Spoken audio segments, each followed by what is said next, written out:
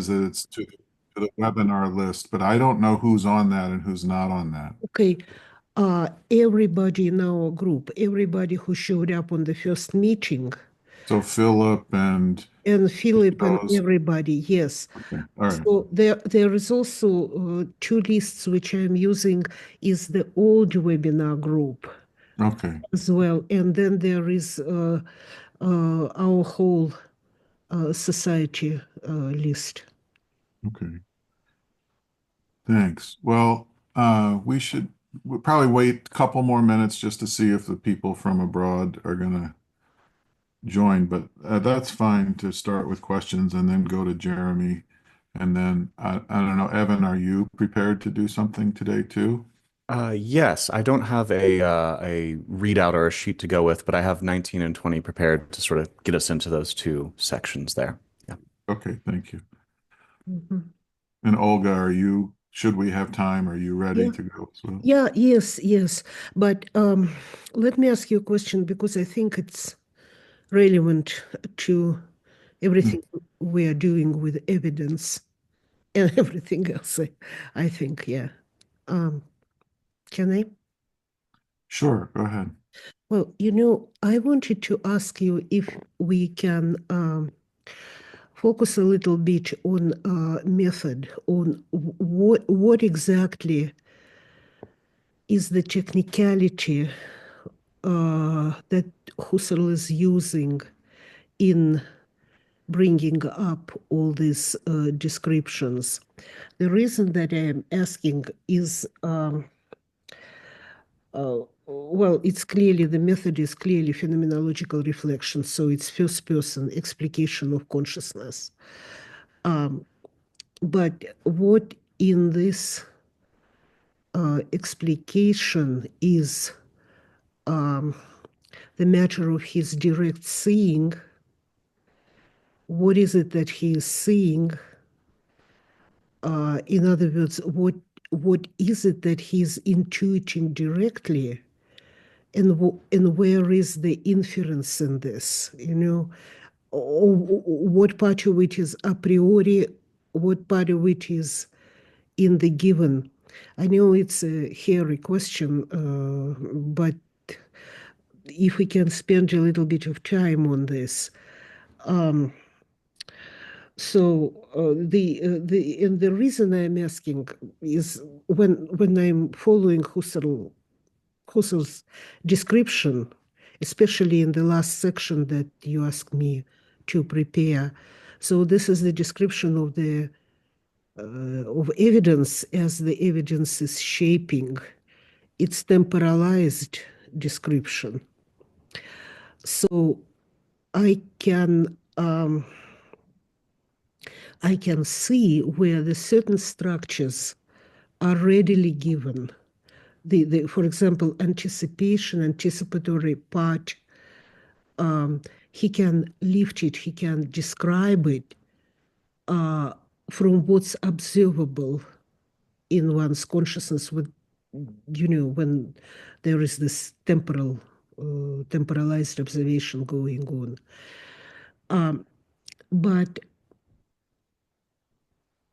it's not obvious, the structures, the presence of this components of consciousness is not obvious from the very beginning.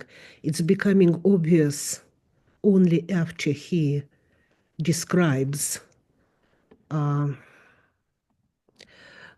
structures. And so the question is, again, what part of it is seeing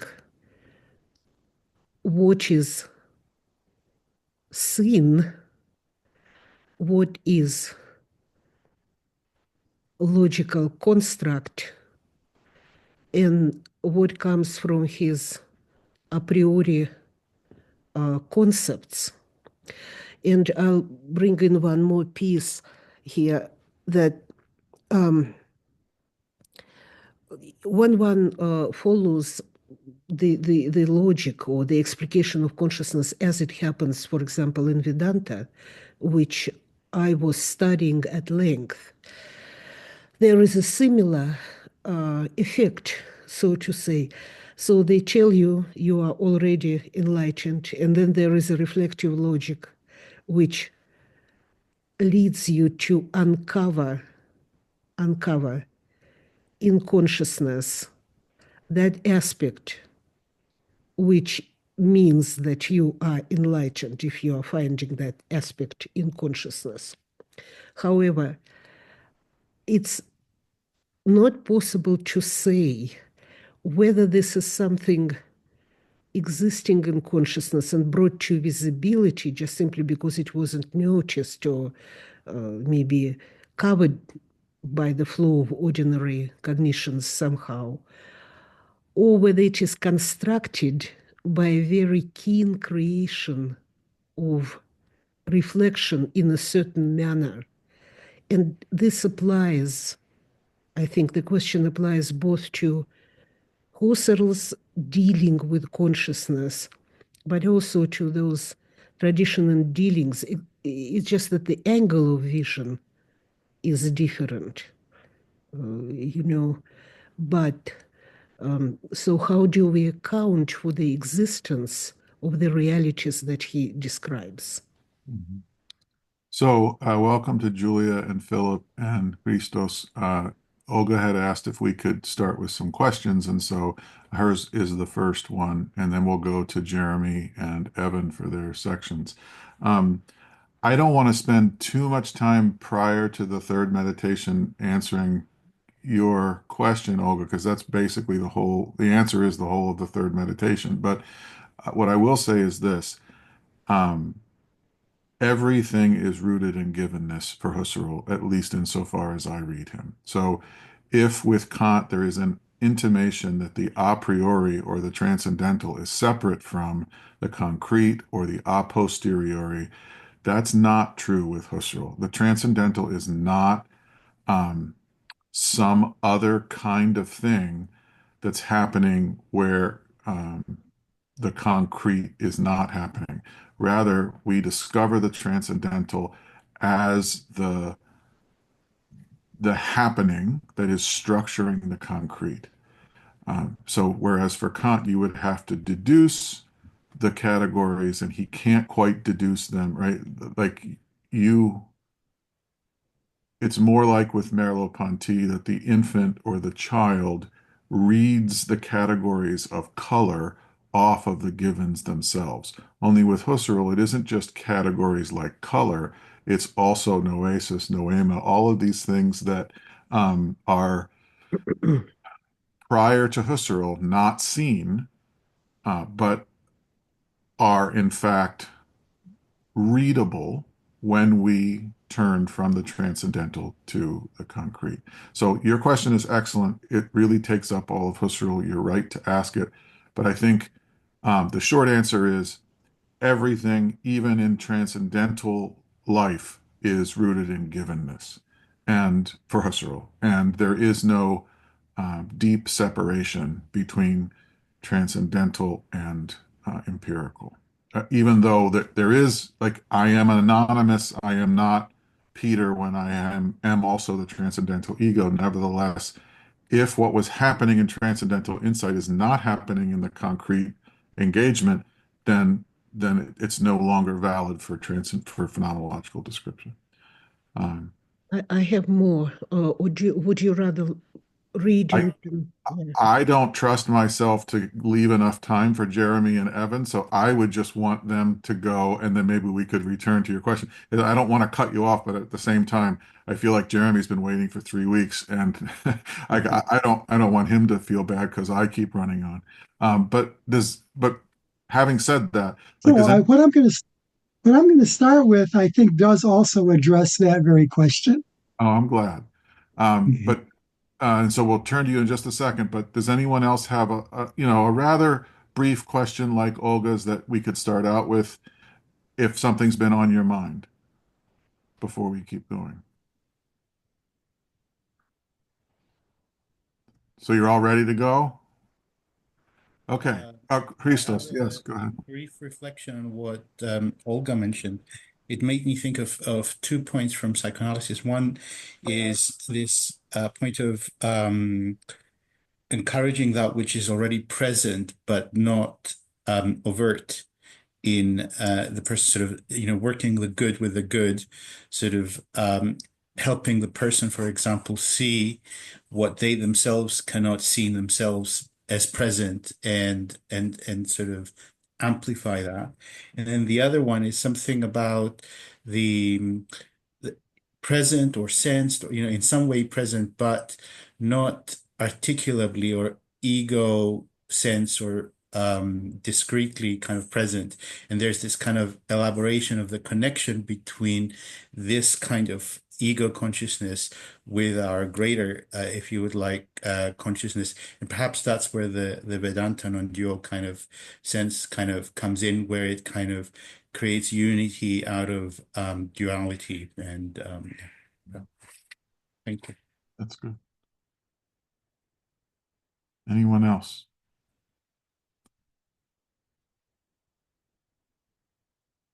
Okay, so just as a quick reminder, we're going to start with section 17. Jeremy will share his screen with pieces of his work that are going to help him discuss 17 and 18. Jeremy will go for about 15 or 20 minutes and then answer his own questions that you can ask him. We can make a decision whether we want to talk more about those sections or whether we want to switch to Evan, and Evan will do sections 19 and 20. And again, Evan can field some of his own questions if he would like. We can make another decision. Do we want to continue with those sections or do we want to move forward? Then I will talk about sections 21 and 22, which are the end of the second meditation. And then I will talk about 23 and 24, which are the beginning of the third. And then depending on the time, Olga will go and discuss the remainder of the third, or if not time, then hopefully Olga will be willing to do it the following session. So any issues with that plan for today? Okay, so Jeremy, take us through 17 and 18. Okay. And I did, here we go. I did write something up. Let's see. So what I'd like to do, this is about 17 and 18, and I think it is a pretty pivotal section for understanding what he means by the epoche and what he means by transcendental subjectivity. One thing that I think Peter and I agree with is that we hear a lot the idea that phenomenology is only concerned with appearances and not concerned with being. And and I think we agree that that's not true, that really phenomenology is concerned with being. But there are different ways that people have of coming at that. I think that's even what Heidegger is doing, even though both Heidegger and Husserl thought they were totally in different worlds. I don't think so. So I just looking back a little bit at section 11, I'd like to look at a quote there, which I think is one good example of my point. The objective world, and by the way, these are my translations. The objective world, that is for me, that always has been, will be, and ever can be for me, with all its objects, draws its whole meaning, or Sinn, and being, validity, and validation. That's how I'm translating Seinsgeltung, which our translator calls existential status. That it ever has for me, from me myself, that is from me as the transcendental I that comes to the fore only with the transcendental phenomenological epoche. So, and we've pointed this out before, but I think it's very important, namely that whether something really is or not is certainly an example of being validity. And if phenomenology discovers transcendental subjectivity as the home of all being validity or Seinsgeltung, then clearly phenomenology is concerned with questions of being. And I think another point that I'd like to draw out of this is if the phenomenological epoche is essentially bracketing, as he says, all questions of being, how come it is, if it's essentially bracketing all questions of being, which I take to mean no longer being concerned about deciding what is or what is not, and I think no longer being simply absorbed in world belief. But then if we bracket that, we're in a sense turning that off, we're doing something negative. But then he says, following upon that is the discovery of a whole new realm of transcendental experience. So I think a really good question to think about is, and to pose is, why does it happen? Why does turning one thing off, or bracketing world belief and bracketing so-called questions of being, why should that lead to the discovery of something positive and something new that we weren't aware of before? And I think one aspect of this, like last time, and this kind of relates to what I think people have said already today, and I forgot his name, I don't think he's here today, but one guy talked about, can you have a transcendental experience that's not reflective? And he gave the example of, suppose it's sort of a perfect experience. And I've experienced things like this, where it's the perfect day, it's a close friend, everything's going great.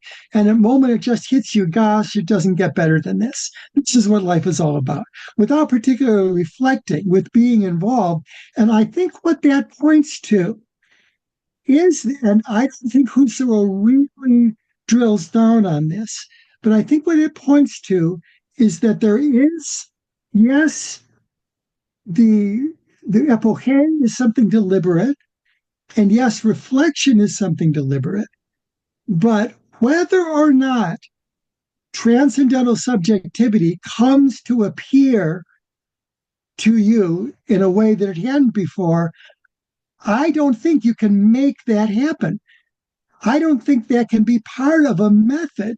There's something that's an inspiration there, very much like the inspiration, lots of kinds of information, including inspiration, including that example of tennis.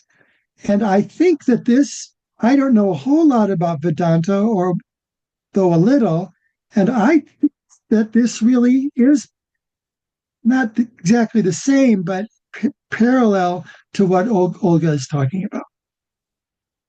So the question then becomes, if phenomenological reflection is the discovery of a new realm of experience, what is that realm of experience? And is it a matter of engagement with being in some sense?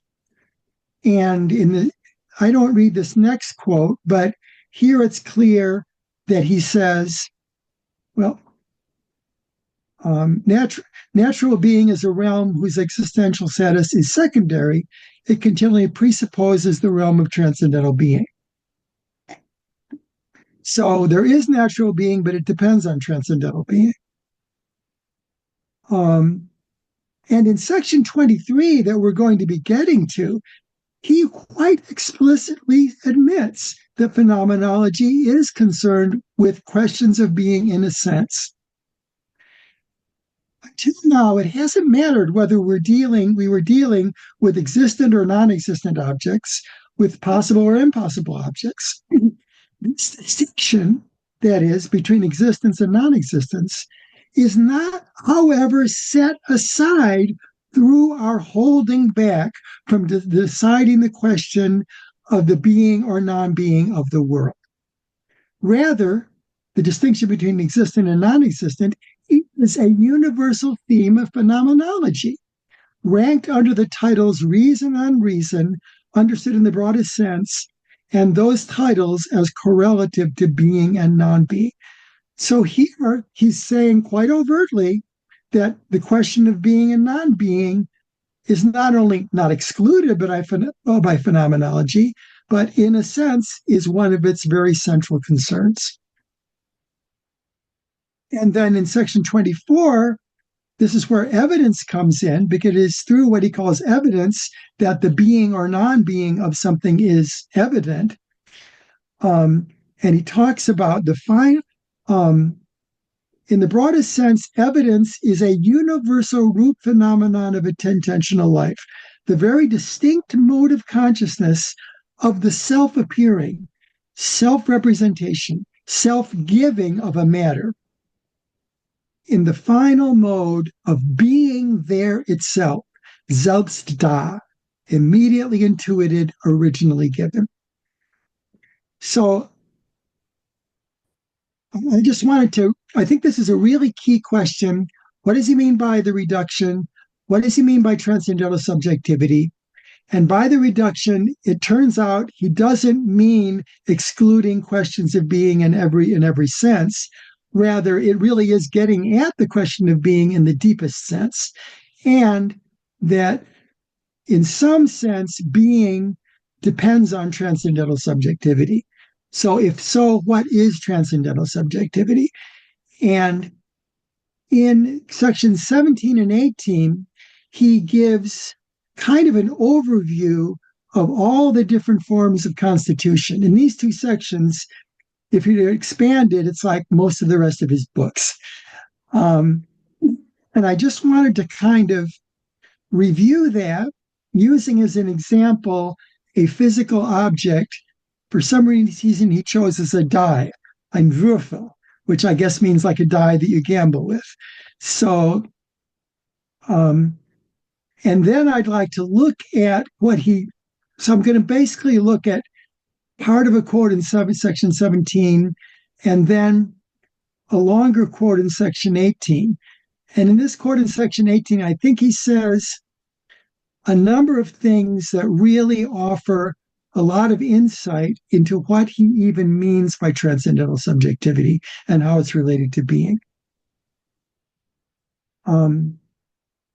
So looking at the question of the die, for example, if I take the perceiving of this die as the theme for my description, I see in pure reflection that this die is given continuously as an objective unity in multiform and changeable multiplicity of manners of appearing, which belong determinately to it.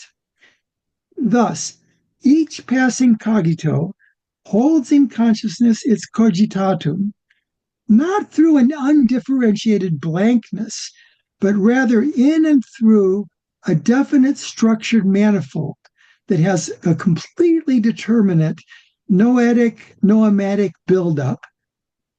That's how I translate the Aufbau, belonging uniquely and essentially to this one identical cogitatum. So here he's talking about how any object in the world appears to us in our perceptions. And so continuing, look in section 18, where he continues to talk about the die. Let's now consider the fundamental form of synthesis, namely that of identification. It presents itself, first of all, as the passively flowing synthesis everywhere at work in the form of inner time consciousness. So, time is also something that appears to us, but it presents really unique challenges in trying to explain the constitution of time. And continuing further, every experience has its own temporality of experiencing. And this is a question I want to come back to. Why is it that experiencing, the temporality of experiencing, is in some sense different from, or to be distinguished from, the temporality of things that happen. But it does. And so continuing further with that quote about the die, if we consider the conscious experience in which a worldly object appears as cogitatum, as in the die perception, then we have to distinguish the objective temporality that appears, for example, that of the die, from the inner temporality of the appearing, that of the die perception. This temporality streams away in time intervals and phases, which for their part are continually changing appearances of one and the same die. So that's what he means by the synthesis of identification. It's through a synthesis that we are able to experience for example, physical object as one and the same through time and possibly through changes. And we can only experience it through that synthesis. That unity is the unity of synthesis, not at all a continual linking of cogitationes, as it were an external clipping together, but rather a being bound up with consciousness in which the unity of an intentional objectivity is constituted as one in and through manifold modes of appearing. Now, one thing that Husserl continually emphasizes, kind of a basic obvious point, is on the one hand, experience is a constantly changing flux. It's constantly different. But on the other hand, in and through, it is only through that constantly changing flux that anything self-identical that we can identify is constituted. And that's really a remarkable fact. And that's what he explores. So I think this is kind of helpful to be clear about what he means by the constitution of objects by subjectivity. And you can use an example again of a die. And I'd like to expand. Imagine a die, and you're in Las Vegas, and someone is shaking the die and throws the die on the felt, and it lands in a certain place. Let's consider that as an event that has duration, looking at what is happening in our perception of that die and our perception of that event, which can stand for anything we experience in the world with our senses. First of all, like I already mentioned, it's remarkable that something like a cube can only appear through profiles, which really aren't cubes. The way the cube looks from a certain angle, for example. So the cube is constituted through a continuous flow of appearings from different angles. Even through that flow, the one identical cube is constituted in our experience. So the die perception arises from the synthetic flow of profiles or adumbrations. And adumbrations include not only the angles that we see it from, but near and far. And Husserl says colors. Oh, I don't agree with that part, but never mind. And it's also the flow. It's not simply the flow of angles of perceiving, it's also presence and absence. There's the remarkable fact that we couldn't see a cube without co-perceiving the backside, which we don't immediately intuit. So there's a flow. There's the flow if you kind of turn the angle of the cube, and there's the flow if you turn the cube around and see the other side. And all these things are working together to synthesize the one identical object. And he distinguishes the time of the die itself. That is, for example, the time of the duration of an event in which it's involved being thrown from the time of the synthesizing of the unitary appearing of the die and of this duration through the flow of temporal perspectives. So he says that appearing has its own temporality. And I think he's making a distinction here between the event of the cube bouncing and in different directions on the table. And on the other hand, and that is a synthesized objective temporality, but in and through its little movements and perhaps your movements, there's also a flow of appearings. So the movement of the die is not simply an objective fact. It's also, its movement can be objectively defined, but that movement is in a way the basis of angles of appearing. The appearings of the die have their own temporality. And that all of this is an achievement of consciousness.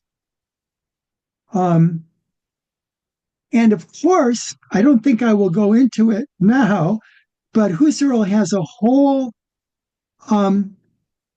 explanation of how time appears and how things appear in time.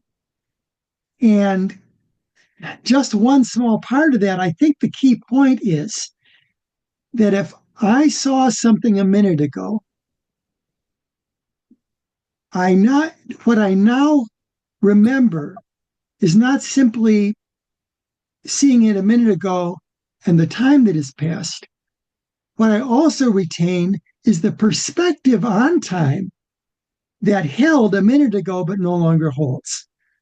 That's just one. He has an enormously complicated description of temporality, but that's just one side of it. And then interesting to emphasize again, he sees the temporality of appearing as in some way different from the objective temporality of the things that appear and the events that appear.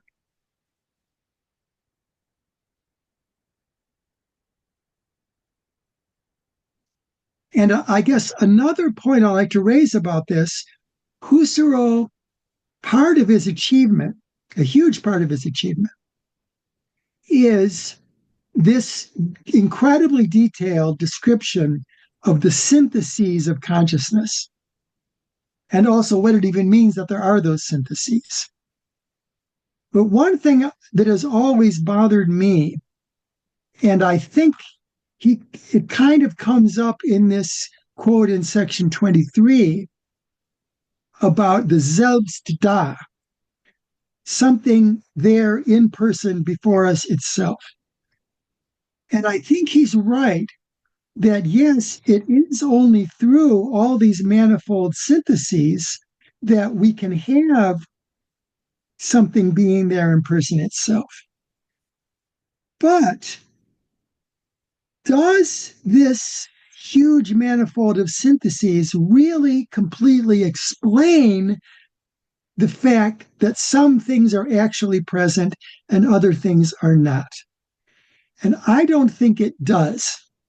Yes, it's inseparable, but the sheer fact of presence, to me, is still a step beyond a manifold synthesis of appearing.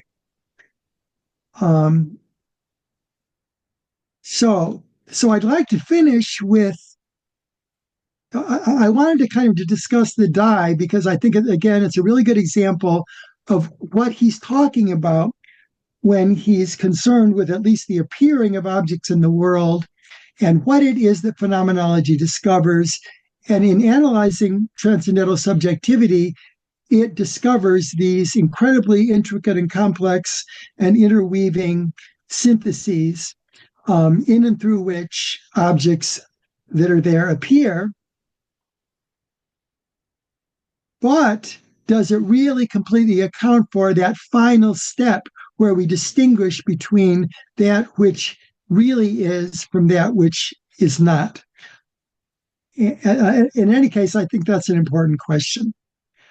Now, finishing up that quote, he says some things at the end here that I think are really very essential and key to understanding better what he means by transcendental subjectivity and its relationship to being. The existence of a world, and then of this die right here, has been bracketed by means of the epoche, but one and the same appearing die is continually immanent in consciousness. In that consciousness, in that a way that can be described,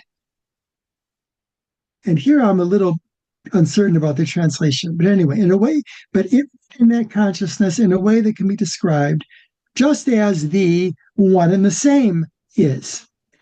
And I think this is the key statement of these passages, and one of the key statements in the whole book. This being in consciousness is a completely unique kind of being in. So whatever we mean by the relationship of transcendental subjectivity to being, it's a unique relationship that can't be reduced to anything else. It is not a being in the sense of a real component, but rather being in the sense of an intentional being in, as a manifest being in really. Now, our translator translates this a little differently, rather a being in it ideally as something intentional. Or, in other words, being in as immanent objective sense. The object of consciousness, in its identity with itself, in the course of streaming life, does not come somehow from outside into that life, but rather lies in that life itself, and this as an intentional achievement of the synthesis of consciousness. So I just like to comment finally on this passage a little bit. Maybe I'll just read this. The real die is not a real component of the experience of the die. But the experience of the die is also not a copy or replica or representation of the real die. At the core of Husserl's doctrine is the idea that the real die is, in a sense, immanent in the experience, but in a completely unique way. The point of the epoche is not to leave questions of being out of the picture, but to understand the unique immanence of the real being of what is experienced in that very experiencing. The point of the syntheses is, again, not that they produce a double of the object, but rather that they are the activity of the transcendental ego from which, quote, this world with all its objects derives its whole sense and its existential status. This is perhaps the significance of the object not being, quote unquote, really contained in consciousness. If it is not really contained, then it is also not really produced. The relationship is one of constitution, which is precisely not being really contained or really produced. This means that constitution, as the active relation of subject to object, is not a real relation, but again, the utterly unique way that the object is in the subject. Objects in the world are not experiences and are not composed of experiences. And experiences are not objects in the world. Experiences don't create or produce objects in the world, and objects in the world don't create or produce experiences. And yet again, objects are immanent in experiences in a uniquely intimate way. Why do we call this transcendental? The epoche withdraws us from involvement in deciding what is and what isn't, and it withdraws us from world belief in the sense of merely being directed to the world, absorbed in that direction. This makes it possible to reflect on a whole realm of experience which is always functioning, but apart from the epoche, never comes to the fore and is never reflected upon transcendental experience. Perhaps naive world belief can be understood as complete absorption in real being, real relations, real causation, real production, which never dreams of any other kind of relation or immanence. It is in this sense that questions of being are bracketed, but this bracketing serves precisely the purpose of opening the way for transcendental being to make itself evident. So I think I'll end with that. And so actually, there are questions that came up that whether you or not agree with my point of view, just to review, why does the suspension of the natural attitude lead to the emergence of the transcendental I? If questions of being have been suspended, why does this very thing lead to the source of all being validity? But does unity and multiplicity adequately define the notion of Seinsgeltung, being validity or existential status? we experience objects through manners of appearing, but how do we experience time? And why does he say that experiencing has its own temporality? What does it mean for an object to be one? What makes being in consciousness unique? And one aspect of this is really Husserl, I think, avoids both idealism and realism, but understanding his philosophy is a matter, I think, of seeing how he does that. So that's all. Very nice, Jeremy. Could you please stop sharing so we can see? Oh, right. Yeah, right. So Jeremy, you want to take some questions maybe for about 10 minutes from people? Sure, yeah. Yes, Olga? Right. So Olga and Christos, I think. Jeremy, thanks. I benefited from your presentation and I liked it greatly. So thank you. I think the way you organized it is very, very good, very fruitful. So the question is, what do you think about the following? So Husserl analyzes consciousness which is directed at the world in which we live. Basically, he analyzes consciousness in the life world, or consciousness which puts together the life world. Is there a possibility of a completely different consciousness? I'll give two examples of what I mean. Like, let's say, if we blank out or suspend not just the positing of the world as we do it ordinarily, but the objects of that world. If we simply turn away from the world in a solipsistic manner and direct our analysis to the ego pole, reverse consciousness onto its source, empirical source, and conduct a systematic reflection on that ego pole and not on the outgoing consciousness. What kind of consciousness will result from it? It's a little bit of a mental experiment, and I'm pushing the boundary of what we are analyzing. So that's one example. Or the other possibility will be, like, let's say, if we direct consciousness at something which is in principle invisible, can never be visible. Well, subatomic particles, something very small and not like things.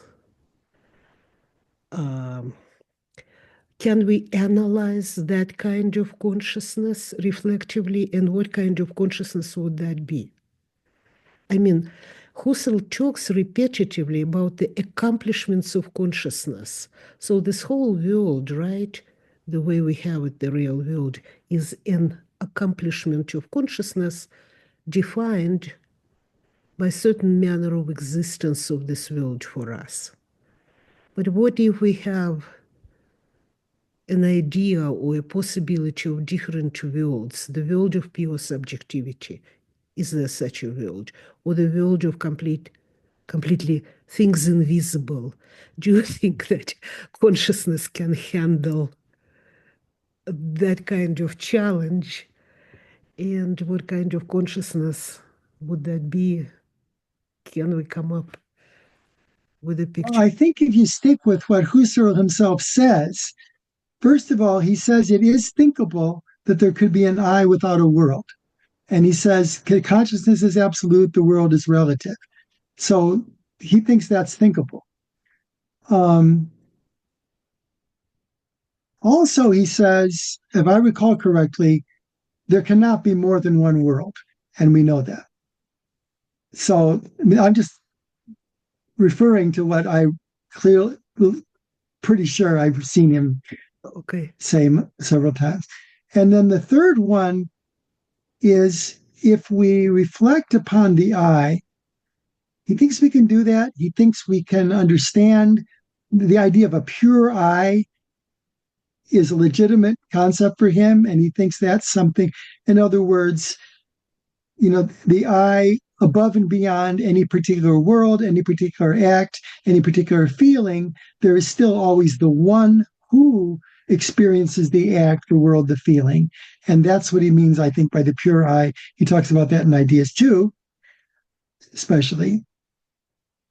Now, but what he doesn't, I think in the Grenzprobleme volume, he does talk about the question of the origin of the I, and he is willing to speculate some about that. It's not very long, but that is something that I think, if we want to define phenomenology more broadly than just Husserl, I think that is definitely a question that a lot of thinkers have thought about. When I experience my I, do I also, in some sense, experience where it came from? Do I experience something deeper within my I? And Michel Henry, that's the key core of his philosophy, is that very idea that he believes we do. There's a whole tradition of spiritualism in France, where I think, which really does anticipate Michel Henry, and really is very concerned with how we can know God through reflecting on one's mere I. From Men de Buron, Rabelais, Lachelier, Boutroux, and finally in the 20th century, Louis Lavelle. That's been a very ignored tradition. I think, and if in my opinion, this is partly what Jim Hart is talking about too. So Husserl didn't really go down that path, but a lot of people either study or have similar views, certainly have. And I think when it comes to physics, I don't really know a whole lot about that, although I've tried to look into it some. I guess from Husserl's point of view, that the quantum world is not a different world. It has to be part of the same world by definition, almost. And there are conceptual conclusions. I don't know. I really shouldn't say a lot about that because I'm not very familiar. But in my opinion, I think the quantum thing has to do with theoretical conclusions that are very well supported with evidence that imply that on a certain level, physical reality is radically different from visible physical reality. And I don't know, maybe you don't like to hear this. My response is, so what? But there are parts of reality that we can't totally understand, that can't totally make sense in other parts. Okay. Yeah, well, thank you. Yes, but let me sharpen it a little bit. And I'm not expecting an answer for you, but I'm just putting it out maybe as a topic of contemplation. What all the situations, what do they tell us about the capacities of consciousness? I mean, we can dig in different directions. And it seems like whichever direction we will dig into, we will find something. So that makes relationship with truth problematic, because if we have a kind of consciousness that always pulls out some kind of result, even when it looks in the directions completely opposite to one another, then how do we differentiate veridical capacities of consciousness from construction? That's the problem. Where do we draw the line between what exists objectively without consciousness and the capacities of consciousness to accomplish it? Because if one focuses on the pure subjectivity, there is a possibility to build these reflective logics ad infinitum. But is it there or not there, that substance of subjectivity? Well, I think that's a really good question. And then what does all this say about capacities of consciousness? Yeah, I really like that question. I think what Husserl would say, though, is that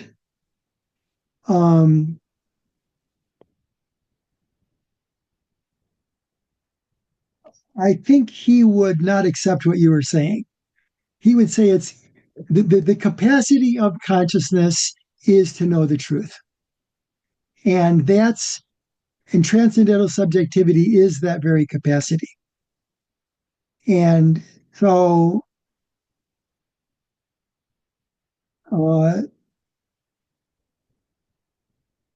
um, does it have to be error free for that to be true?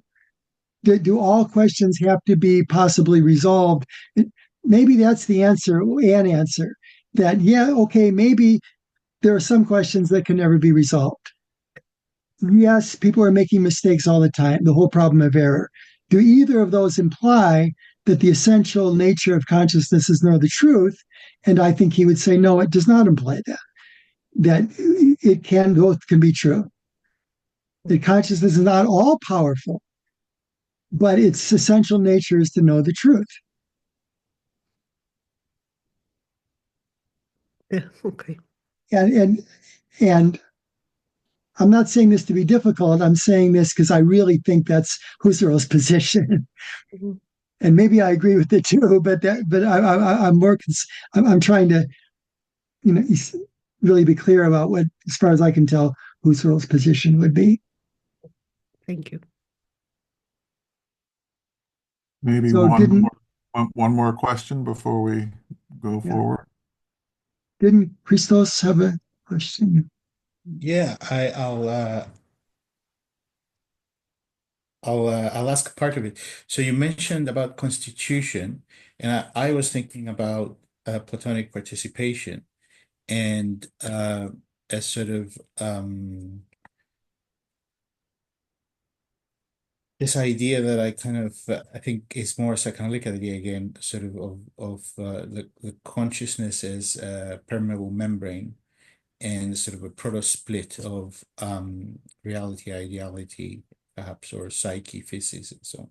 So I was just curious about kind of juggling this idea of participation, one, and then two, about this, going back maybe to this idea of duality or kind of splitting, and the membranous, or the without necessarily placing in spatial terms transcendental consciousness, just sort of maybe evoking some kind of spatiality. Yeah. Oh, and Glenn Mazes writes about temporalities of consciousness. I don't know if that's relevant. Who is that? Glenn Mazes. I'll send the link in the chat. Oh, okay. So you mentioned the word participation, and what are you asking about participation? Well, specifically, I was, as you were describing constitution, it made me think of participation, and I wondered whether there's something to that, insofar as experience and experiencing of an object, and an object in its objectivity, in some sense, are intimately related. And I think that's something that Husserl definitely would say, that the experience of an object and its very objectivity are intimately related. And I don't think Husserl uses the word participation. No. In my opinion, what I think that's the best word for what's going on. I think that's a better word than constitution. Constitution leads people astray because it gets mixed up with production. that I think what's really going on is that the disclosure of the world to us is something that we normally, the manner of its disclosure, the fact that its disclosure is an activity, that it's something alive, is something we normally ignore. We just think the world is just there for us. And we don't, the epoche leads us to realize that no, the world being there for us, in fact, is in and through a very complex activity. And what is our relationship to that activity? And this is something I don't think Husserl says, but to me is the most satisfying answer. Our relationship is that we participate in it. It's not something we simply do on our own, but it is something that we take part in. And so when you use the word participation, I find myself, kind of vibing with that because I think that's the best way to understand it. And then, of course, from there on, a lot of other questions arise. Where does this activity come from? What is its relationship to God, etc. But you were also asking about something else about.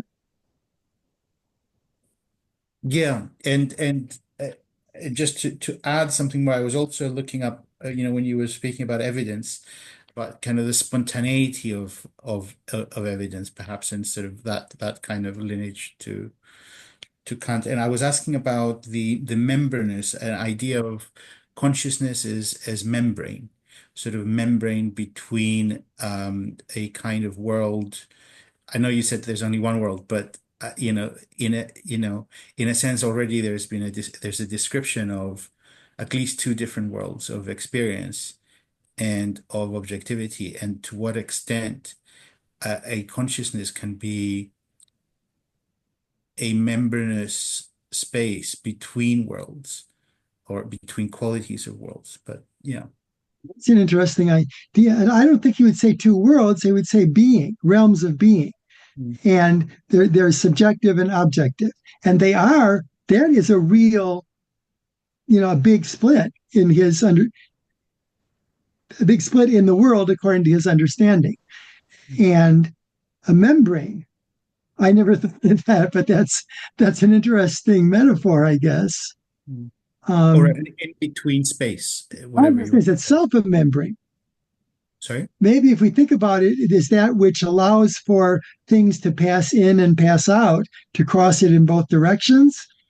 Yeah, I hadn't thought of that, but that's interesting. Very nice. So what I propose that we do now, if that's all right with everyone, and if it's not, you should say it's not. I agreed with much of what Jeremy said. I'd like to share some things with you on 17 and 18, although more briefly than last time, so that we can get to Evan and 19 and 20. Olga, it's already an hour. I think probably we're not going to get to the third meditation, but we'll put that off for later. Is that okay? Yes, Evan. May I just quickly check something? Can you hear a massive jackhammer going on behind me? The Department of Transportation, in their infinite wisdom, just started ripping up the entire street in front of my office, and it's shaking my office. So I wanted to make sure when I presented that was not apparent, or else I'd have to move. So you don't hear. Okay, good. Just wanted to check before we continue. Thank you. No, I hope it's not just in your headphones. It is not. It is shaking the entire office. But I wanted to check that wouldn't distract. So, all right. So I think what I'd like to do is take up Jeremy's and Christos's discussion of taking part or constitution as a kind of activity. And this will go towards something like the discussion of time that Jeremy began in section 17 and 18. Look at the title of section 17 again, right? It is, as far as I remember, the two-sidedness of inquiry into consciousness as an investigation of correlatives. So the thing really has its life, and I have my life, and we are partners in this activity of the relation of being to meaning. There isn't consciousness on its own. If we are getting at the structures of consciousness, they are always intentional structures. That is, the object is always already bound up with this. This is the second meditation, which means we should be thinking about the wax example in Descartes. And just to remind you, the problem in Descartes' second meditation is how do we identify the wax as the same wax when it loses all of its qualities as we bring it closer to the fire? And one of the things that he says, Descartes, is that he tries a few experiments. Well, could it be my imagination? And it cannot be the imagination that allows for us to synthesize the same wax through the changes because the wax is unpredictable. It runs through too many possible and actual changes of shape for us to have in advance mapped out what's going to happen. So there is no way that it could be imagination. It cannot be sensation because we're losing sensations along the way.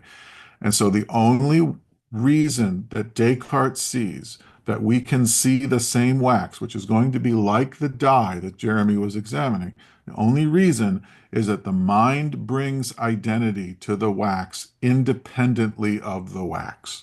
That is, there is a separation between mind and body, or mind and world, and mind lays down the railroad tracks on which the identity of what we perceive runs. This is not Husserl, right? Husserl begins and ends with the interconnection and interaction of consciousness and world, or consciousness and object. So it should be no surprise, although I think this is, and I hadn't thought about this till Jeremy talked about this, should be no surprise that the body, my body, shows up in section 17. And I think my temporality, my time, also shows up. Why? Because while it seems like these are different things, my body and my time are different from, as in Husserl's example and Jeremy's discussion, the die, both in its fleshy body, its hard little plasticky sense, right? And its time, the time it takes to roll across the table where Jeremy apparently lost $1 million in Vegas. Um, you know, in fact, these things are connected. So just look at the top of page 40. And this is something that I think is always going to be the case for Husserl. He says, well, he doesn't quite say this, but he'll say, look, as the die rolls, it's not an incoherent sequence of subjective processes or Erlebnissen on the bottom of 39. Whether I walk toward or away from the die, around it, or roll it across the table from here, I have the die in its various modes of appearance as the same, as it changes. How do I have it as the same?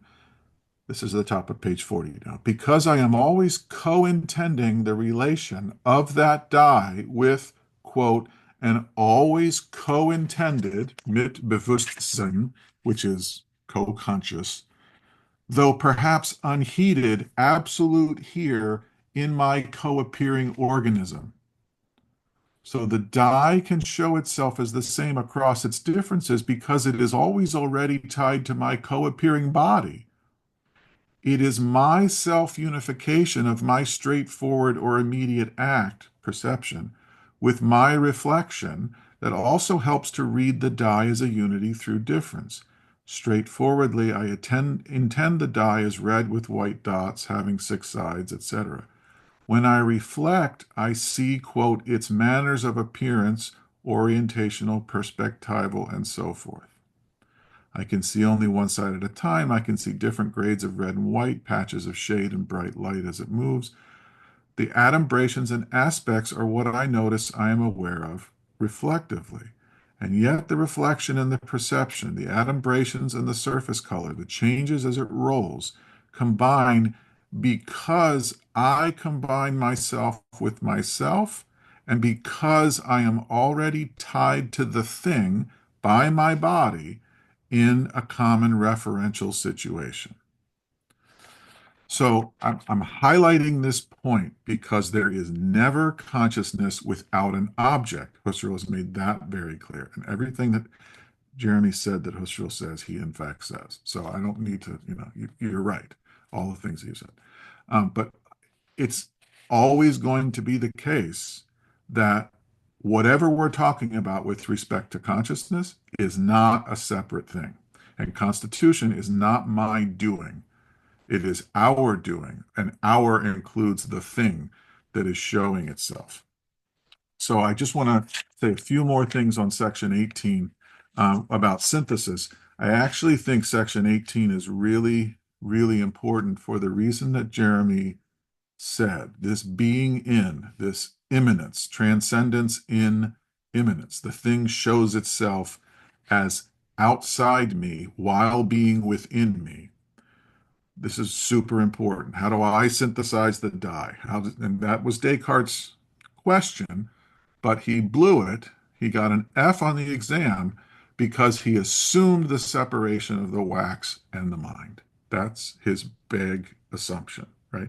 So when we get rid of that assumption through the epoche, Jeremy is right. There is still, the things are making claims to being there, selbst da, as Jeremy said.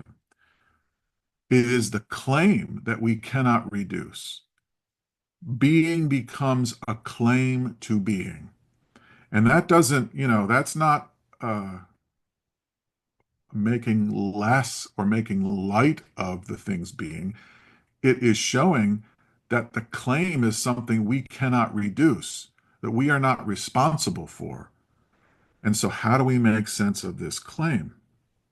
Well, where Jeremy was talking about being in on page 42, if the identity of the wax is truly my doing, then its identity is a, quote, really intrinsic component part of me, of my mind. My mind would give identity to things. But if the die is intentional, then, as Jeremy said, it is immanent objective sense. And some people think that reducing being to meaning is like defanging the cobra. It isn't. The meaning of being is Heidegger's whole project, right? We recognize the meaning of the claim that things have to being outside of consciousness while being completely inside. So it's this disruption at the heart of consciousness that shows that we are fundamentally connected to everything that is meaningful, and that we are co-responsible, but not solely responsible for the manner of their appearing. So he says, page 42, the identity of the die is, quote, identity with itself during the flowing subjective process or lived experience. It, the die, enacts its identity. And we know this, Husserl says, because that is what we experience. We don't know if it's going to turn up sixes or twos. We have no idea.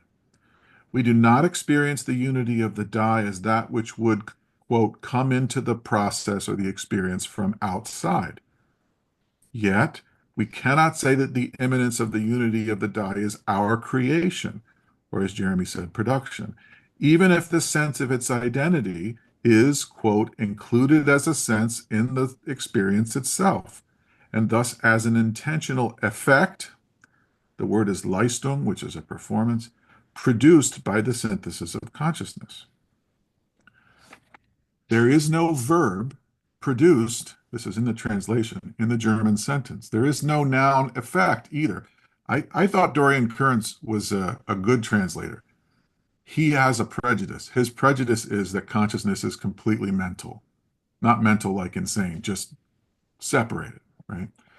Husserl says quite clearly that das ist als intentionale Leistung der Bewusstseinssynthesis. In other words, consciousness does not produce the identity of the die as an effect of its own act. Rather, there is an intertwined performance in which the identity of the die shows itself to be a sense we recognize. Consciousness is a dual performance, two actors within one off-Broadway play. I don't know if you've ever seen an off-Broadway play with just a couple of people, but this is what is happening in consciousness. What is important to remember is that there is still an emphasis on consciousness as active. We may be further from Descartes' independently operating mind that gifts identity to things like the melting wax, yet there is still a starring role for consciousness which acts in a play with its supporting actor, the die. Consciousness can experience the identity of the die across, quote, separated modes of consciousness, or Erlebnisse. This is because consciousness is an act of, quote, embracing, übergreifende, these separated processes. Consciousness is an embrace. Consciousness, for lack of a better word, is a hugger. It hugs to itself the separate lived experiences of the die, like a mother embraces all of her children together in a loving gaze. I'll just say a few more things, and then we'll get to Evan. Time is something that I am. I am made of time. I am time. I am aware of time. Time is me as my own correlate of my consciousness of time. But insofar as time is an object for me, of me, it is not a separate object. I am my own object when I reflect on my internal time. This means that there is a distinction between me as ground, as Jeremy said, the I is the origin, and me as acting cogito. In other words, my experiences have time because I am the form of them. I form or embrace them by means of myself as time. My experiences show themselves as temporal and flowing away, as that to which I must attend, participate in, here's that word with Christos, feel sadness at forgetting or losing.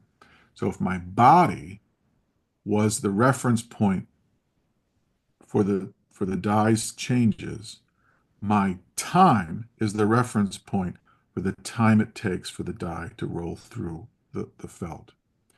So I'm emotional at our daughter's last basketball game, even while watching it, because I see her career in basketball passing away as the game continues. I see the way in which the lived experience is temporal in its very self-enactment, and I see me as granting its power to pass away by the very structure of what I am as consciousness.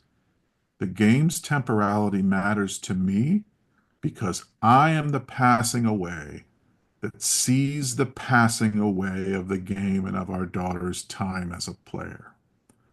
The body is the absolute here from which the die rolls. My temporality is the absolute passing away and retention that allows the passing away of the game to matter.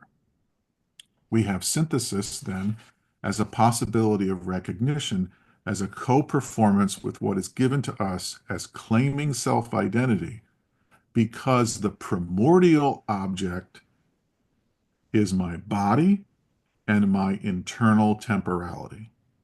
My primordial object is what I am. The primordial correlate is the very possibility of, quote, reflexive intentional relatedness of myself with myself, such that I am capable of responding to all other correlates as occurring within me. All other objects refer back to me. This could only happen if I also refer back reflexively to myself. The motion of intentional reference is enacted from the beginning within my self-relation.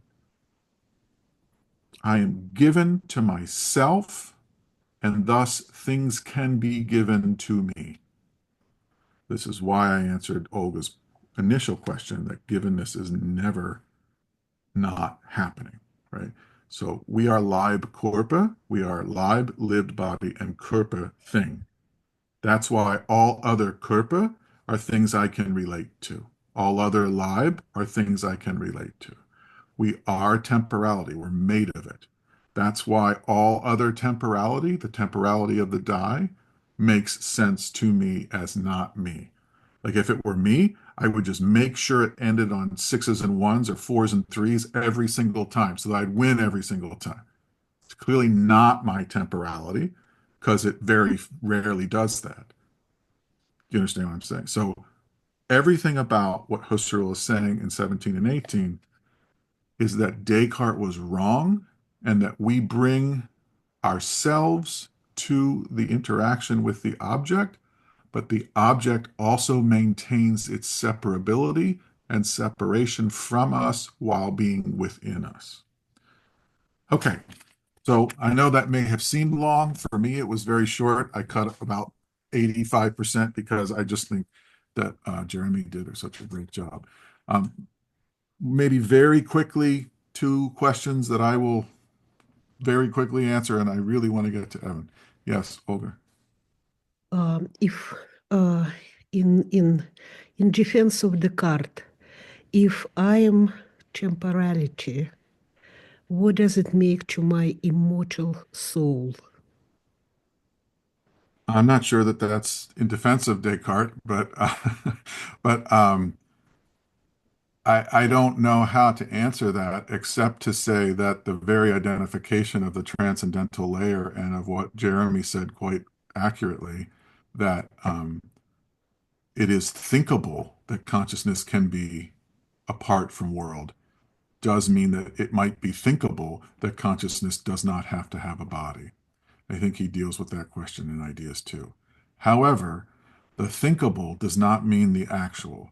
So I think if we want to gain certainty as to the immortality of our soul, we have to have an experience of something that transcends time. And if we have, this is where Descartes, you would be right to defend him. If we have an experience of something that transcends time, then maybe that indicates some structure of what we are. Because otherwise, how could we be aware of it and be responsive to it unless it was activating something within us that is itself like what we would perceive? Anyway, I don't want to go too far. Yes, sir, Philip.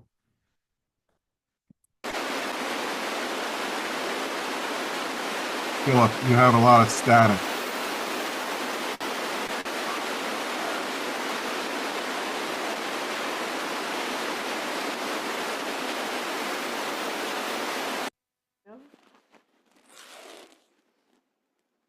I can't hear you. I can't hear you. You're muted. It was like the ocean, and now it's not the ocean. Sorry. Yeah. Okay. Great. I guess I want to come back to something that I think that Olga touched on, which is about, in other words, in this die example, the whole example presumes that in some sense it already takes as common experience as a given, the idea that there really is a die that out there. That would be like the obvious naive statement. Well, there is really a die in front of me, and then I reflect on the process of constitution. In other words, this idea that there's trans-temporal identity, that there really is a single object that exists across time. Metaphysically speaking, it has categorical properties, dispositional properties. All of these descriptions that we normally make in language are something that are constituted by consciousness. But then the question becomes, what sort of ultimately justifies us in really saying that this is veridical? That is to say, this is faithful to reality. And that's kind of important. I mean, obviously, in something like physics, again, touching on what Olga said, in quantum physics, the way that a quantum object is constituted is different than the way we constitute classical objects. interestingly, what's common is this idea that there is still something that's persisting across time. We can't get rid of something, that basic idea, but the something and how it relates to appearances and the properties we ascribe to the object on the basis of those appearances, all of that changes. All of that is basically up for grabs. So in other words, what the object is so different from our everyday experience. So I guess my question to you would be, to bring it into focus, would be something like, what processes, as it were, does consciousness need to go through in order to have confidence in its objects that are constituted within it? So there's two ways, I think, initially to answer it, neither of which may seem particularly convincing to you. I'm not sure.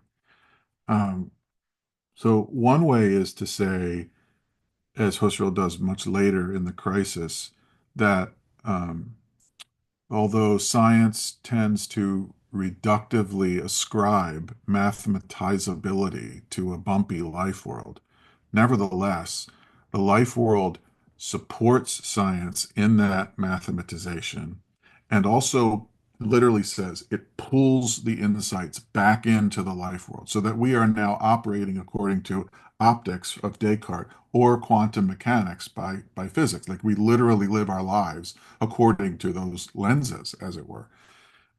So if the life, in other words, one is a hypothesis. If the life world is pulling these things back in, that already says something, right? It is making sense of it.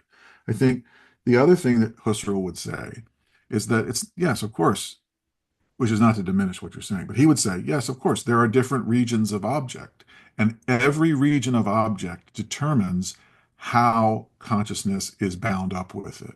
So again, the givenness of quantum phenomena is different from the givenness of the die. But that simply means that we have to look at the givenness of the phenomenon and understand how we are already delimited by it as to the acts, the noetic acts that take it up. So he's not going to see any problem with what you're saying. He's simply going to say, what we need to do carefully is delimit the region of quantum physics, not by some supposed external viewer who is separate from it, but as the viewer or the intuitor or the experiencer who is bound up with it.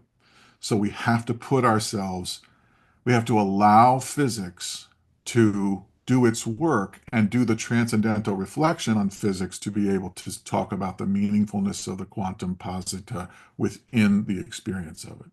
So, like, the stuff he says about the die is not going to necessarily be very helpful there because it's not at all clear how my lived body is the absolute here from which I experience quantum posita, right?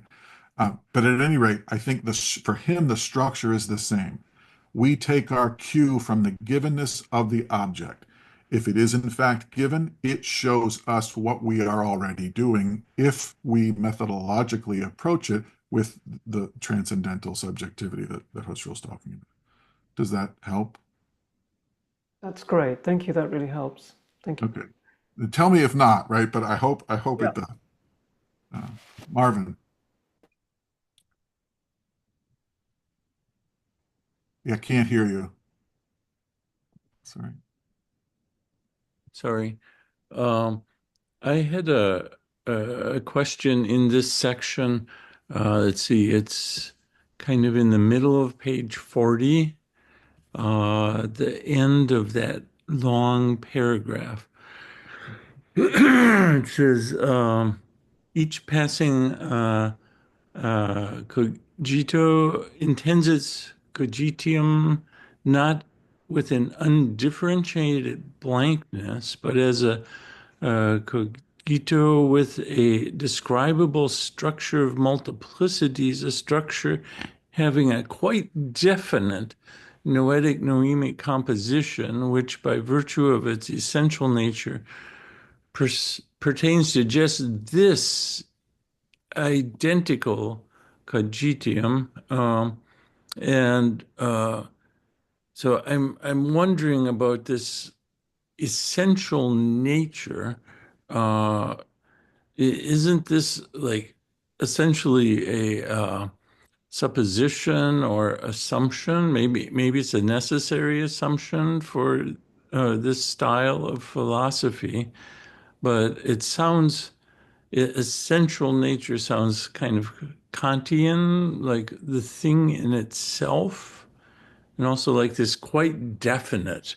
It's to me in life, things are not often, or maybe even ever, quite definite. It's always bracketed by my experiences. There's always more data that can be gathered, and in the case of quantum physics, uh, it really was quite an upending of what probably a lot of the earlier physicists felt was quite definitely the case about kind of their views about things. So I don't know. I understand how he might say that as part of this, but how can he be so so definitive? It seems counter to the idea of what he was just saying, the lived time experience and so on. So maybe reduce the way definitive plays for you Hmm. a, a little bit, right? Um, so that quote is very important, and he says, not with an undifferentiated blankness. It really is just not emptily. Laer is Right. the There's definite patterns and good That's all he reasons why means. people. In other words, consciousness is delimited in the sense that, just as I was saying with Philip, this is why this is such a helpful question as well. Like, um, if I am seeing the die, I am predisposed to seeing the changes happening according to a certain rubric. I am Right. predisposed to not being able to just imagine a six and have the six end on itself, right? This is why gambling works. You think you're mixing imagination and perception, but you're not, right? So the point there is that unlike quantum physics, the die will happen in a way that calls up, like this is the power of the thing. It calls up certain horizons of interconnection of experiences, such that when I see the die rolling, I'm not thoroughly surprised now and now and now and now, and right. It's not six different identities. It's one identity across the table. Hmm. That's what he means here. It's not that I can prefigure everything. It's that in some sense, the character of the thing's appearance carves out the set of expectations and future possibilities that make the ongoing experience of the die harmonious. This is what Descartes didn't account for, right? So the thing and I are matched in its manner of being, to go back to Jeremy, or its region of being, such that it is, in fact, always going to be harmonious. And even things that occur that I didn't quite understand, like the die might have it might be red on five sides and white on the bottom, and all of a sudden its white side shows, right? That's going to involve a revision, but it's not a major revision to the set of expectations that the way in which this die appears sets up for me. And so that's why seeing a die is not seeing the quantum physics thing, because the set of structures that each one sets up are very, very different. And that's why I think when Husserl goes into discussing regions of objects, what he means to do is unfold the infinite complexity of consciousness by means of the infinite possibilities of objects. But he's also going to say that we can't just be infinite, we have to be definite. We have this one body, we have this, the sense of consciousness as limited. And so among the infinite multiplicities of consciousness, thank God the things are doing their job of sort of carving out routes for successful and ongoing things. So he's simply reflecting. He's not creating, he's not deducing. He's just sort of saying, look how the experiences fit together, or as he's going to say continuously throughout this book, belong together. The thing Hmm. and me belong together. My experiences belong together. Where does this belonging come from? not from my reflective creation, not just from me. It's literally a belonging that we intuit and enact by means of our always already being together. And if God is anywhere, I think it has to be that God is in this belonging, which feels like it's pre-programmed into the immanence that Jeremy was talking about of things within consciousness. So I am not the only actor. The thing is not the only actor. The belonging is what begins to guarantee the togetherness, which cannot be pulled apart, except for this weird place or couple of places where Husserl says, yeah, but maybe consciousness could be pulled apart. I don't know what to do with that. But I mean, he does say that. Anyway, Okay, thank you. sorry to Yeah. go on, but I think it's a really important point because otherwise we fall into thinking that consciousness is an idealist, right? And it isn't. And I Right. think Or even if it's not idealized, that definite for me was connotating that you'd come up with a finite set somehow, and then you're done with it. Thank Yes, goodness. But actually, it feels like we're never done with it. I mean, we exactly. die, but It's it's it's like just ongoing. calculus. It's delimiting the infinite, right? Yeah, It's more like calculus than it is like arithmetic. But yes. right. there's a way to put a little more of a point on that. I think, like, for example, the rolling die itself could only appear to you from the angle you're seeing it through just this series of adumbrations, just this series of angles. And there was a guy at a conference a number of years ago, I think it was Walter Hopp. I thought he explained this very well. Like he pointed to something sitting on a table. I don't know if it was a book. And he said, this couldn't be the appearance of a frog. That's the point. You know, there are the adumbrations, there's the appearances of a book, and that couldn't be a frog. Yeah. I thought that was really cool. Maybe it is. Olga. If you don't mind just pushing this discussion a little bit further, there is a notion of normativity, normativity of consciousness primarily, especially in ideas one, when he talks about the essences of consciousness and the eidetic structures that he is describing. They are normative in the sense so the normativity of consciousness is in the kind of essentiality which is described by Husserl. So in that sense, the pathological consciousness can be normative if it falls within the eidetic description of transcendental structures of the ego. However, when we are talking the way we are talking today about the fact that consciousness is fully informed by the objects of the world and fully informed by objects, in fact, we begin talking about I think, about the normativity of the given world, not that much about the normativity of the structures of consciousness, but because the structures are teased out or informed or cannot be even thought separately from the world, then we basically posit our life world as normative. It may be that that's true. I'm not sure what fully or what normative, what weight that you're putting on them, but let me suggest this. Yes, consciousness brings delimitation to things, right? It is the reception and the affirmation of the givenness of the object that is consciousness's prerogative, consciousness's doing. So in that way, consciousness is normative such that to see, as Jeremy was like, to see a book is not to see a frog. It is to receive the book in its manner of givenness and to prevent the book from, stopping being a book.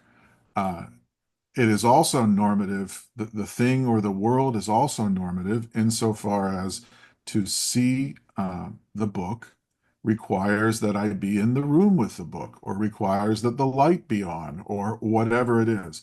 And so the object or the world brings structures of normativity to bear on consciousness as well. So I would be uncomfortable if consciousness were just obeying rules of normativity implied in the object or the world, because that would be too much on the side of the thing. So I've been trying to argue all the way through every presentation, I think, in the webinar for the past several years, that the thing has its own agency, and therefore that the thing is normative to consciousness. However, it would be a mistake for me to overemphasize the agency of the thing without talking about the intertwining of consciousness and thing. And so consciousness really also brings rules to the thing. It's the intertwining of those rules, like the intertwining of my body and the die, or my time and the time of the die, that allows for experience to unfold. And so I'm not sure exactly if that helps. It helps, but just one more. So it's nearly again that what we did is explicated in a particular world the Kantian limit of the mind. The world makes certain consciousness, and certain consciousness makes certain world. Yes. And we cannot ever break in our knowledge beyond this solidly or rigidly matched duet.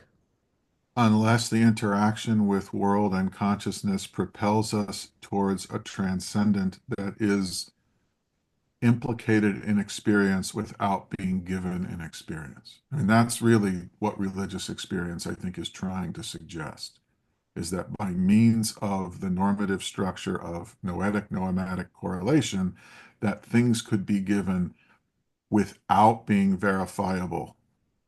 Okay. So that's really the question, I think, um, which is why your chapter is so important.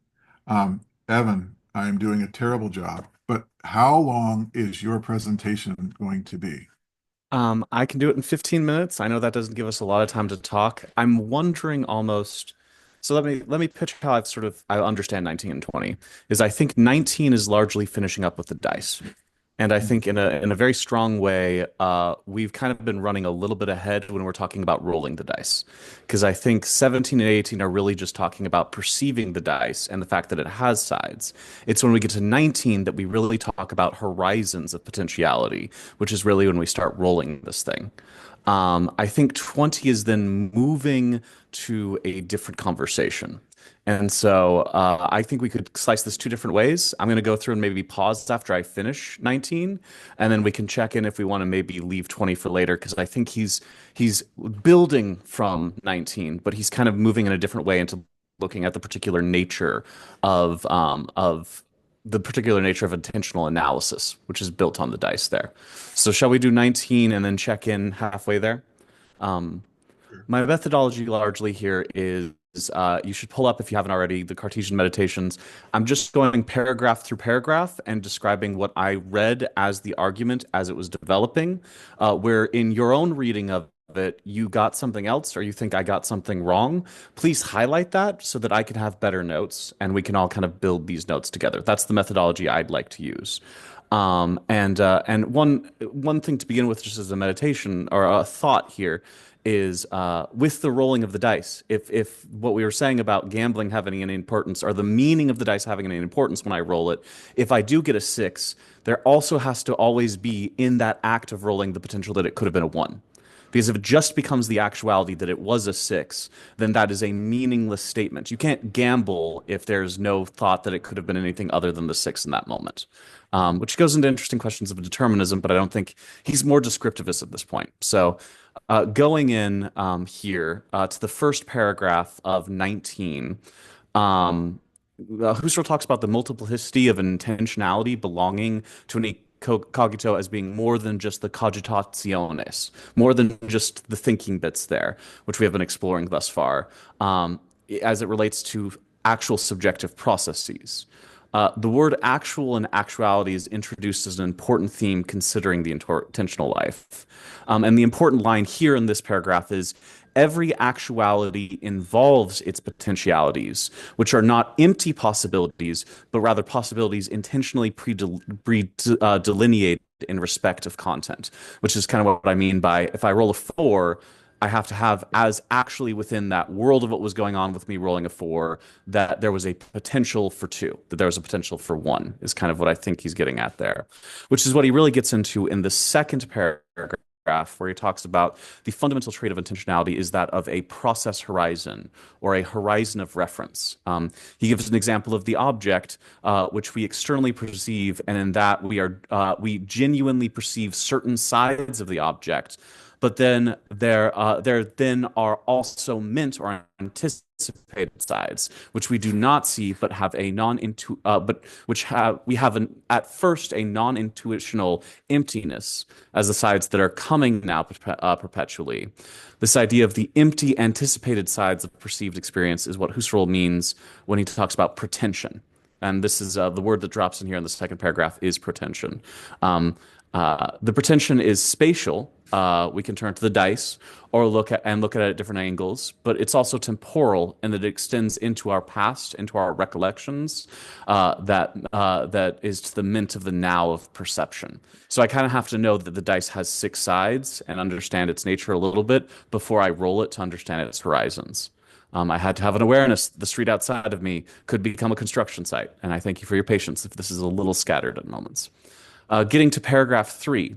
Now, these horizons are pre-delineated potentialities. We can explore the potentialities. They disclose more, explicate more, and by this investigation, open up new horizons.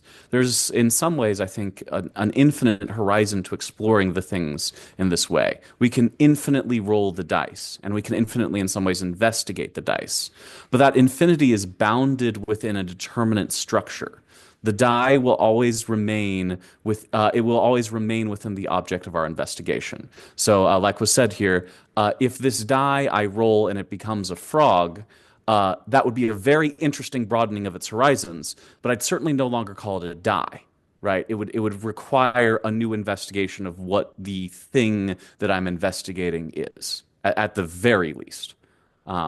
Consciousness, and then fourth paragraph there where he kind of summarizes the section is consciousness of something. And this is very much going back to what Peter was saying there. I have consciousness of the die that is relating to that.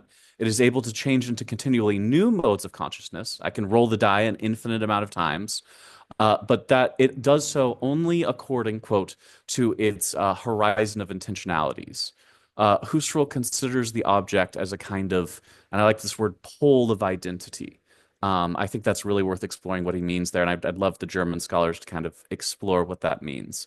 So I think that is largely 19, kind of bookending it there quickly.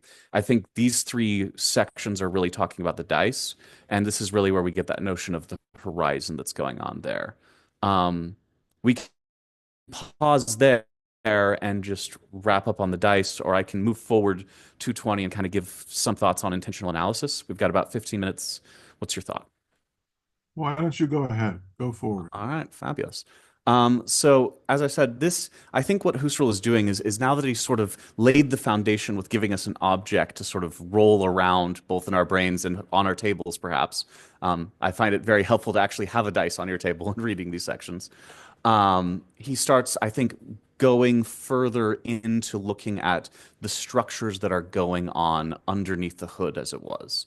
Husserl now focuses in paragraph 1 of section 20 on analyzing this intentional analysis we have been considering itself. So now it's not just analyzing the dice, but it's almost analyzing our analysis of it. It is different, he says, than our usual and natural sense of analysis by revealing that consciousness is more than the analysis of data into self-sufficient and non-self-sufficient elements. These self-sufficient, non-self-sufficient elements he wants to make sure are included, but this analysis is also directed towards the potentialities implicit in the actualities of consciousness. I really want to hammer home again that idea that gambling would make no sense if I rolled this dice and I never had the concept that there was a potentiality of it being something other than the number it lands on. But he's drawing further from that into two kind of correlative things that are brought forward in this uncovering of the analysis of my consciousness. On the noematic side, he talks, there's an explication or an unfolding or a becoming distinct or perhaps a clearing of what is consciously meant, what he calls the objective sense. And I think that's about the object. But then also on the other side is an explication of the potential intentional processes themselves. So the processes of us intending towards and the object sort of given to us. He states, broadly speaking, intentional analysis is guided by the fundamental cognition that, as a consciousness, this is a quote, every cogito is indeed a meaning of its ment, but that at any moment, this something meant is more, something meant with something more, that what is meant at the moment then is what is meant at the moment explicitly. So the dice is more than just the dice. The dice is not just the number or the side that it's on, it's all of the sides in a way. He kind of more carefully, or he lands on this, this intending beyond itself as a really important concept that I'm sure we should really get into there. It could have been something else. Dice could have been a different number. And that's essential to understanding the meaning of it being on that number itself or that side itself. So heading to paragraph 2 there of section 20, following with you guys. Husserl then, I think he starts pushing further. He wants to kind of push back against this naive devotedness, quote, naive devotedness to the intentional object purely as such. And I thought this was really good because I think some people who don't study phenomenology, what I often hear is kind of they use as an almost axiomatic statement to the things themselves. And I think here Husserl is pushing a little bit further. He's not letting us just stand on, it's just looking at sort of the object. He's pushing further. Let me see here. Yes. What he pushes further is to say is that if that was all we were doing, then intentionality would remain anonymous, which is a word I think we've used before here. What he means by anonymous would mean that it wouldn't uncover the, quote, noetic multiplicity of consciousness and their synthetic unity. Husserl wants to dig deeper into the structure of consciousness, quote, with its reflective regard, the phenomenologist, he penetrates the anonymous cogitative life, and in doing so uncovers the definite synthetic courses of the manifold modes of consciousness, and further back the modes of ego comportment. I'd really love some help just to highlight of the question of the difference between consciousness and ego comportment, or if there is a distinction there. He uses the example of a perceived spatial object, how it has changing perspectives and how they enter into our consciousness. Intentional analysis by being intentional, and then here's a quote that I think really fits, reaches out beyond the isolated subjective processes that are to be analyzed. So, and I think here might be where Husserl is starting to move outside of the solipsistic and into sort of giving some groundwork for the intersubjective. A really important quote that I think is worth mentioning at this point is found just as you're switching between 48 and 49, so just at the bottom of 48. The horizon structure belonging to every intentionality thus prescribes for phenomenological analysis and description methods of a totally new kind, which come into action whenever consciousness and object, whenever intending and sense, real and ideal actuality, possibility, necessity, illusion, truth, and on the other hand, experience, judgment, evidence, and so forth, present themselves as names for transcendental problems to be taken in hand and genuine problems concerning subjective origins. I imagine there was a little bit of applause at the Sorbonne after that rather triumphant statement there. So to paragraph 3. In paragraph 3 here, Husserl who has largely been looking at perceived objects, then turns his analysis towards internal psychology. So he doesn't want us to forget that this is not just about it's not just about the dice. This sort of analysis can also be turned towards psychological objects, is what I think he's doing there. So he starts talking about internal psychology and the purely intentional psychology. And I think he seems to basically argue that the horizon structure is related to those as well, while he's differentiated phenomenology from psychology very carefully there. A parallel, but different. And then in the fourth paragraph here, Husserl takes a step back to note that the realm of phenomena, quote, of consciousness is truly a realm of Heraclitean flux. And I think that relates, I think, Jeremy, you were talking about this notion of flux and this Heraclitean notion of it's just constantly moving, right? Our consciousness is constantly moving.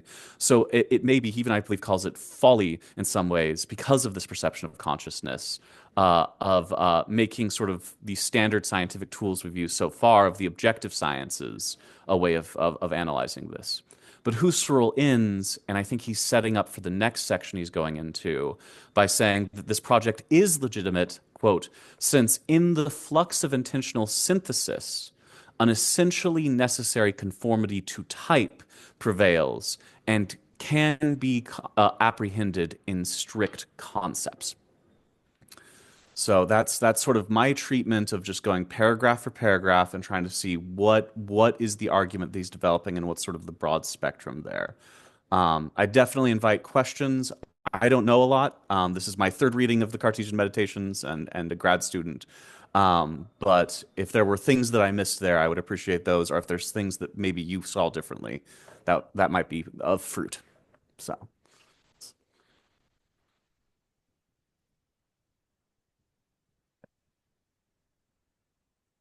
And of course, the construction stops right now. Sorry.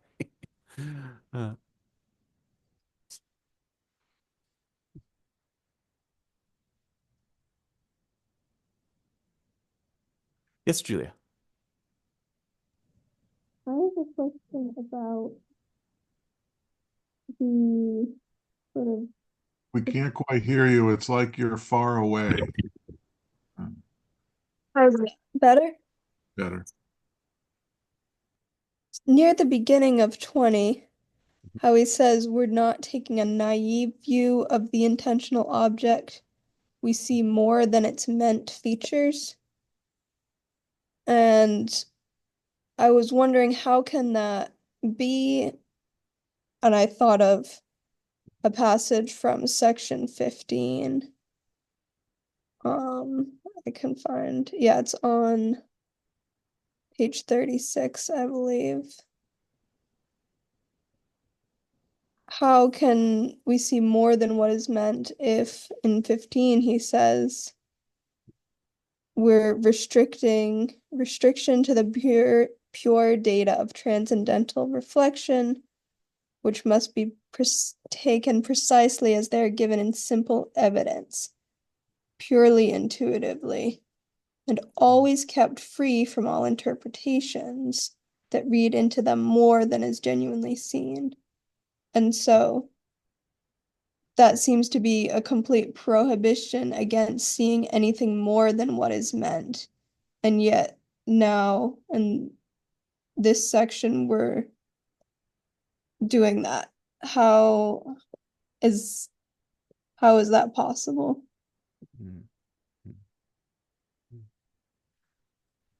It seems to me like the image that comes to my brain of what's going on here is naive devotedness to the intentional object purely as such. I think is him relating back to maybe the objective sciences. I'm reading Ideas 1 at the same time, so I might be importing with that.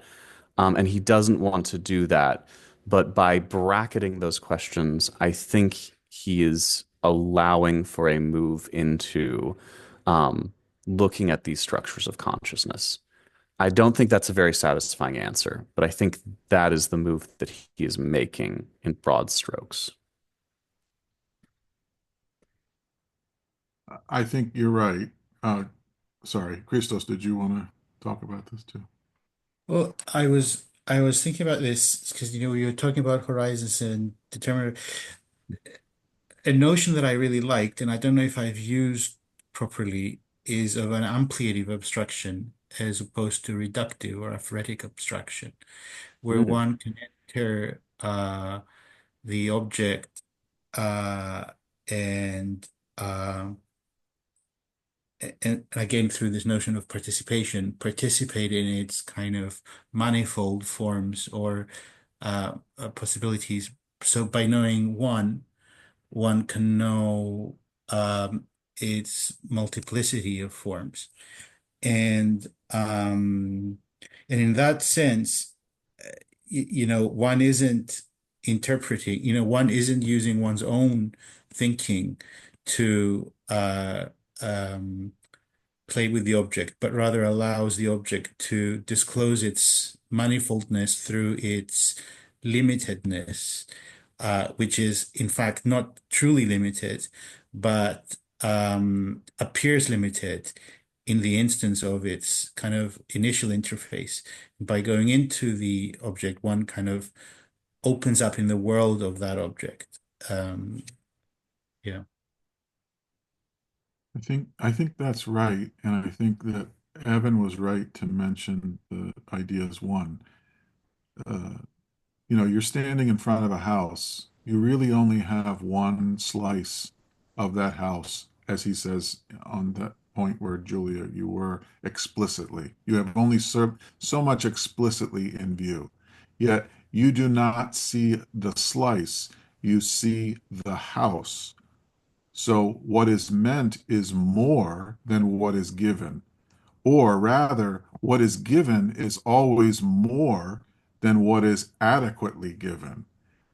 And so when we go to an Old West movie scene, we see, a whole store, or we see a whole whatever, and then we turn the corner and it's just a false front. And we're so surprised because what we were given in a view of the front was the whole thing. But the violation of that expectation that we see when we go to the movie set is just the corroboration of how perception always already works. It works by intending, we are already intending beyond what we are given explicitly, because that is how the thing presents itself, as Christos was saying. It presents itself in its multiplicity, in its manifoldness, in its depth.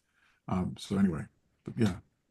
I think just to add to the naive there, and I see Marvin hands up, and I know we're low on time, but it seems to me like one way of looking at this is the house, but also it's like I work as a park ranger, and one mistake that park rangers, when they're teaching people about a bug, is to give all of the scientific facts about the bug, which will fundamentally fail to teach anything about the bug.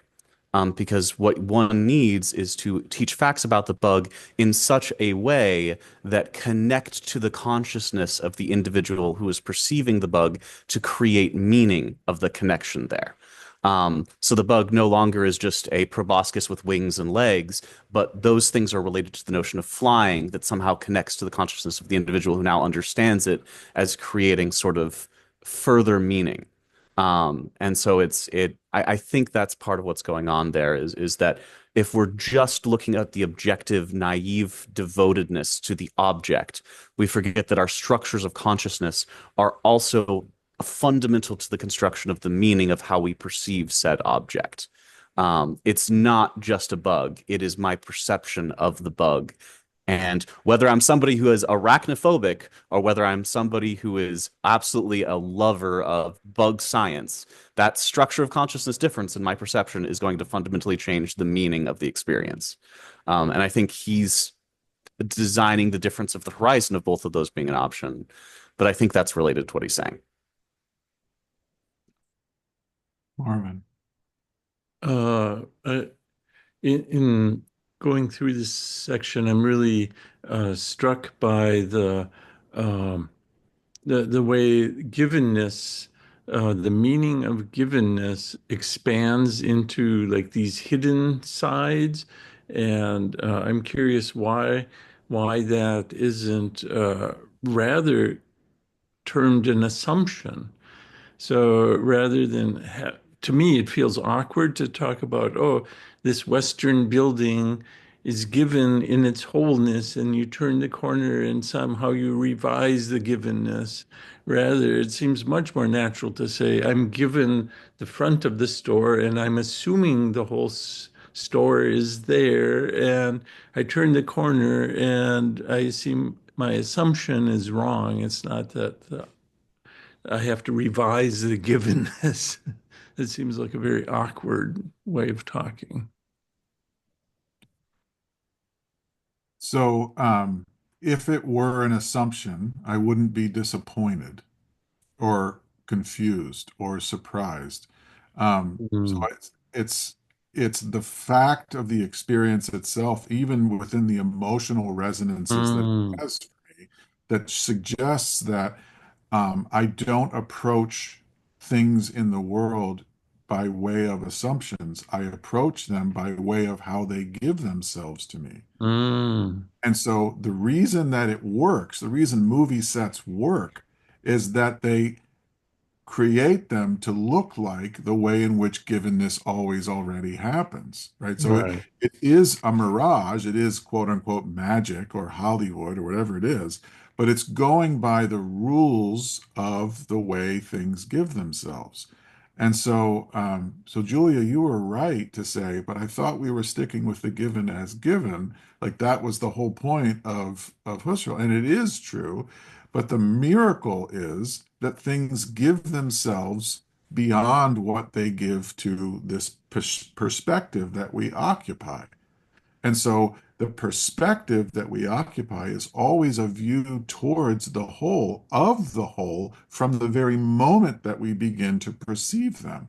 And Mm. otherwise, we could not make claims like, I will marry you for better or for worse, right? We couldn't do that because we would be too scared, right? We are intending a whole over time, not just in space, but over time. And that means that we've done things like commit to things over time, like walking. Like if a baby had to make assumptions that the world would support her as she's learning to walk, she'd never walk. Because what in God's name in the world would support, right, a particular reflective awareness that, yes, if I keep pulling myself up against these sharp objects, I'll be fine in 30 months or whatever it is, Right. right? So she's just seeing the world pulling her along, supporting her, and her intention to walk while non-reflective is in fact a gearing into the world as supporting that very futural commitment that she lives into. And Mm. so it's like, this is just the structure of perception, of habit, of memory, of everything, right? We are intending beyond what we are given adequately towards what has yet to be made explicit or yet to be made revealed.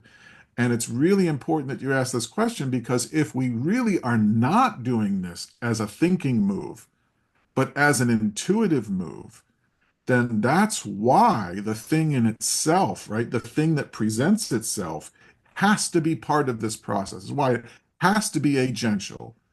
We have no adequate evidence that things are wholes. We have only profiles, only perspectives, only partial temporal moments, right? But nevertheless, we live in relationships. Those are not moments or perspectives or profiles. Those are much greater than those things. And we would never begin in them if we had to piece them together, I guess.